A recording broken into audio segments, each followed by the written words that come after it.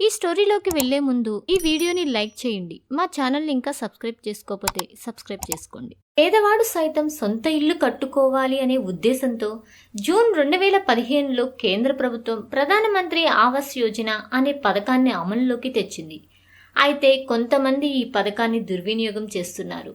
రీసెంట్గా ఉత్తరప్రదేశ్ రాష్ట్రంలోని కొందరు మహిళలు తమ స్వార్థ ప్రయోజనాల కోసం ఈ పథకాన్ని దుర్వినియోగం చేశారు. వివరాల్లోకి వెళ్తే దాదాపు 2000 మంది లబ్ధిదారుల్లో 11 మంది మహిళలు ప్రధానమంత్రి ఆవాస్ యోజన పథకం ద్వారా మొదటి ఇన్స్టాల్మెంట్ కింద 40,000 రూపాయలు తీసుకున్నారు. డబ్బులు తీసుకున్న మరుసటి రోజే తమ లవర్స్తో జంప్ అయ్యారు.